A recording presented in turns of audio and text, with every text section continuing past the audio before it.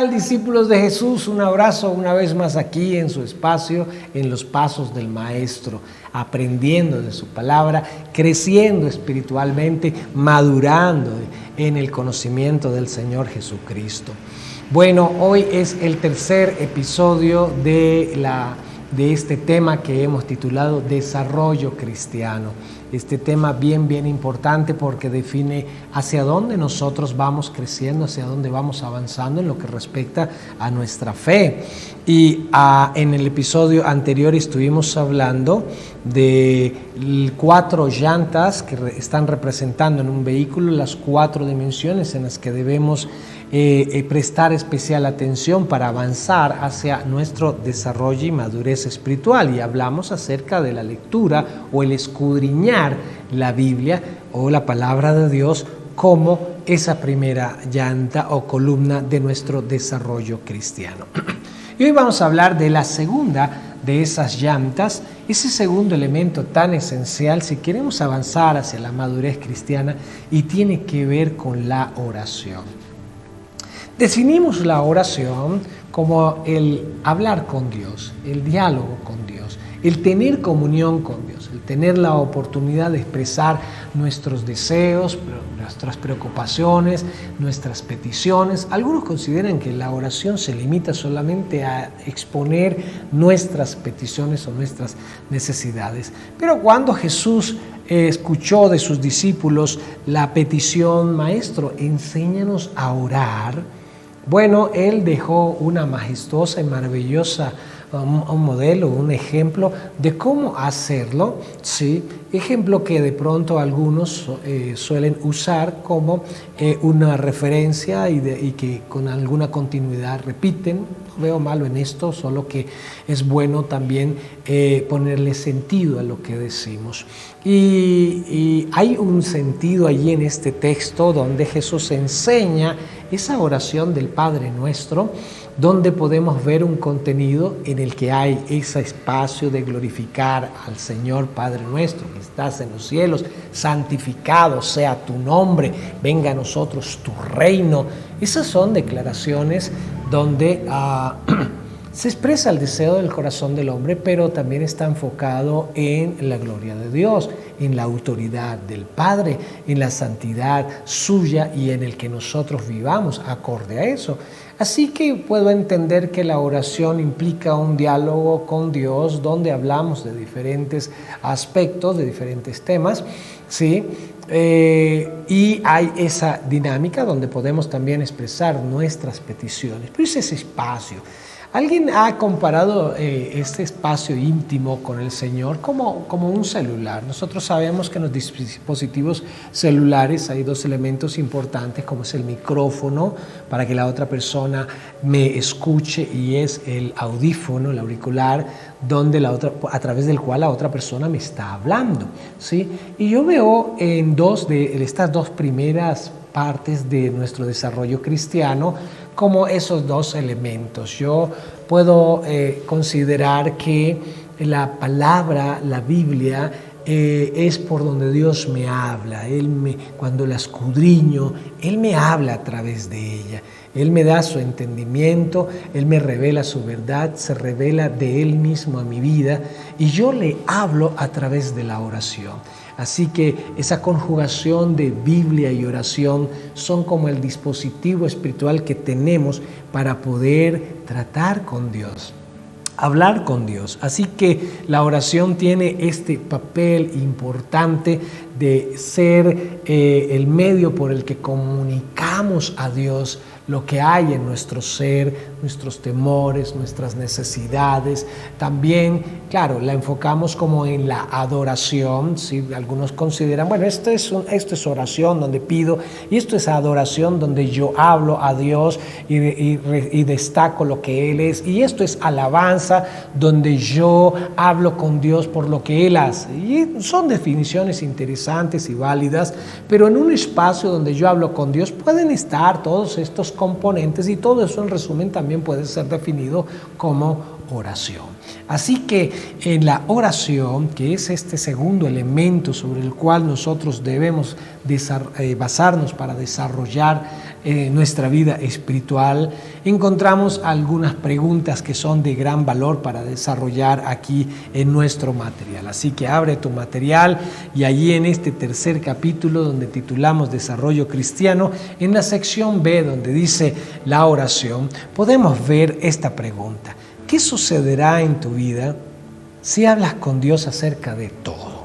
Y la respuesta está en Filipenses 4, versos 6 y 7, donde dice así: por nada estéis afanosos, sino sean conocidas vuestras peticiones delante de Dios en toda oración y ruego, con acción de gracias, y la paz de Dios que sobrepasa todo entendimiento, guardará vuestros corazones y vuestros pensamientos en Cristo Jesús. Ahora, este es uno de los más maravillosos y una de las perlas bíblicas desde mi experiencia personal sobre la oración, porque nos está dando una fórmula. Yo suelo usar este pasaje definir este pasaje como la fórmula ora, ¿sí? Y lo llamo la fórmula ora no solamente porque tiene que ver con la oración, sino porque en el verso 6 hay un acróstico que tiene las 3 letras. Porque dice, por nada estéis afanosos, una forma de decir, no se angustien por nada, no se preocupen, no se desesperen, cuando están llenos de necesidades o de tribulaciones o hay serias dificultades, en lugar de desesperarse, sean conocidas vuestras peticiones delante de Dios.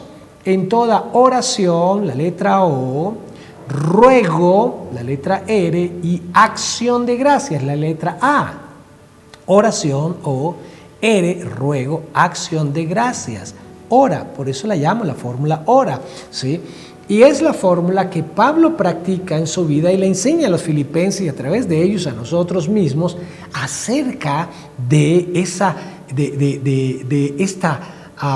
intimidad con Dios, cuando dice, a veces vienen las dificultades y nos angustiamos, nos desesperamos, pero Él enseña la fórmula ora. Dile a Dios en la oración, dile a Dios, ¿qué es la situación por la que tú estás atravesando? Ruego, dile a Dios qué quieres que Él haga. Y acción de gracias, agradécele a Dios por la circunstancia por la que estás atravesando. Y cuando aplicas estas 3 cosas, mira lo que sucede en el verso 7. Y la paz de Dios que sobrepasa todo entendimiento, guardará, protegerá vuestros corazones y vuestros pensamientos en Cristo Jesús. En la vida de muchos, las adversidades, los retos, las dificultades terminan generando ansiedad, estrés, desesperación, angustia, preocupación. Y esto produce un efecto altamente nocivo, tanto en el ámbito fisiológico, en lo neuronal, como en lo físico, en el resto del cuerpo. Y ahí encontramos lo que se llaman las somatizaciones, que son afectaciones psicológicas que tienen repercusión en la salud física. Y el apóstol, el escritor, en este caso Pablo, sí, puedo decir el apóstol Pablo, conocía esto y podía decir, mire, la respuesta para esa salud mental y esa salud emocional, para proteger la mente, para proteger el corazón, es la fórmula ora, oración, ruego, acción de gracia. Entonces, ¿qué va a suceder? Bueno, la paz de Dios va a venir y va a guardar nuestro corazón y nuestros pensamientos en Cristo Jesús. Ahora, ¿cada cuánto debemos orar? Hay algunas polémicas. Debemos orar 1 hora, 2 horas, 5 minutos. Es que me aburro cuando paso de 10 minutos. Es que no sé de qué hablar. Y tal vez a muchos nos ha pasado. Llega un momento en que no tenemos palabras, ¿sí? Y a veces criticamos a los que hacen rezos y a veces cuando se nos acaban las palabras, pues terminamos haciendo lo mismo, rezos con nuestro propio lenguaje. Pero aquí en este pasaje, aquí en Primera de Tesalonicenses 5:17, uno de los textos más cortos de toda la Biblia, dice, orad sin cesar. Y eso habla de que debemos mantener una comunión continua con Dios. A veces pensamos, bueno, yo trato con Dios solo en los 5 minutos, 10 minutos o la hora, las 2 horas, según la intensidad de tiempo que tú le inviertas a la oración, y ese es el tiempo que yo dedico a Dios, ¿sí? No hay un tiempo estricto.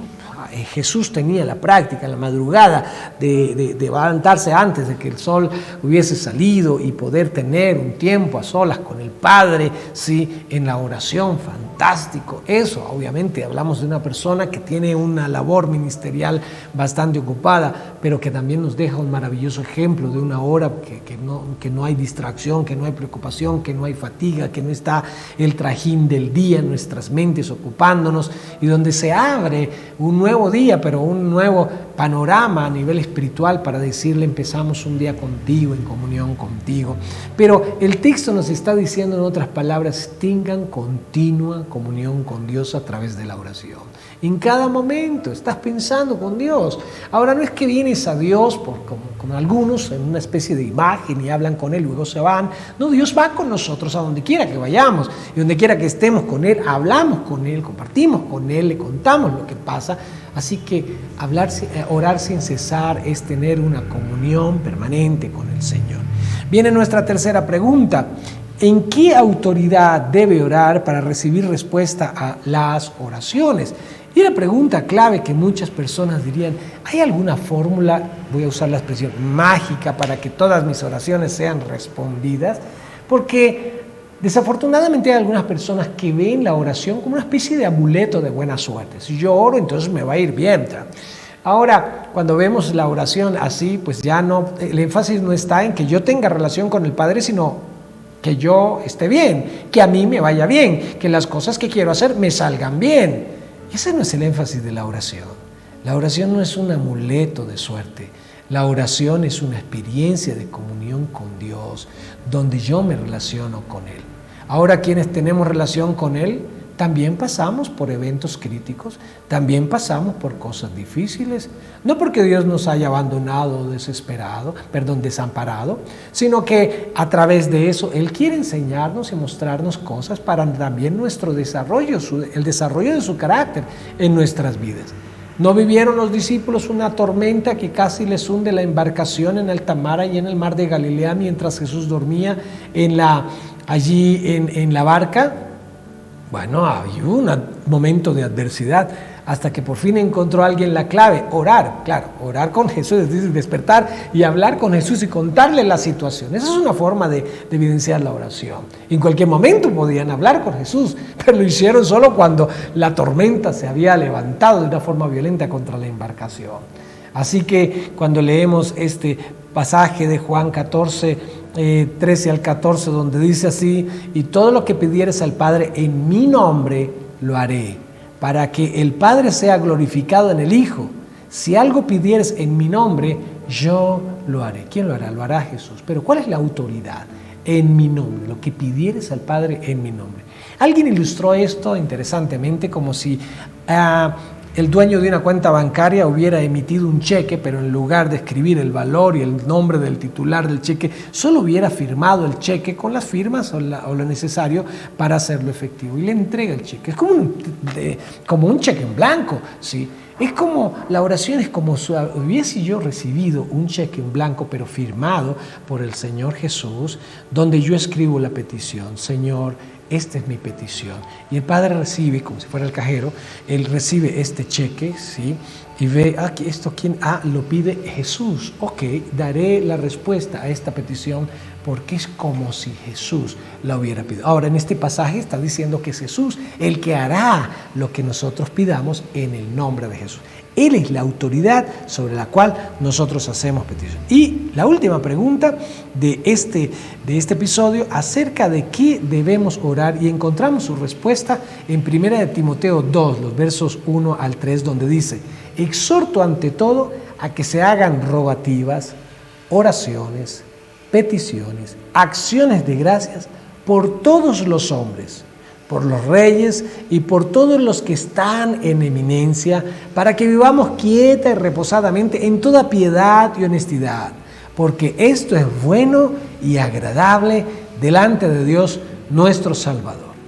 A la luz de esta cita bíblica, ¿cuál consideras entonces que es la respuesta? Bueno, por todos los hombres, por los que están en eminencia, por todas las personas que tienen un rango de autoridad.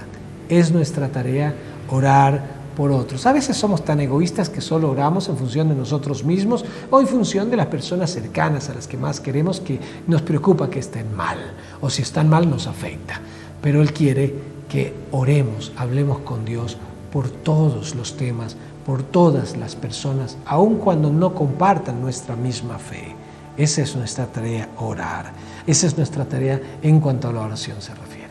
Bien, mis amados, esta es entonces la segunda columna sobre la cual edificamos nuestro desarrollo cristiano. Ya vienen las otras dos en nuestros próximos episodios aquí, en Los Pasos del Padre. Nos vemos.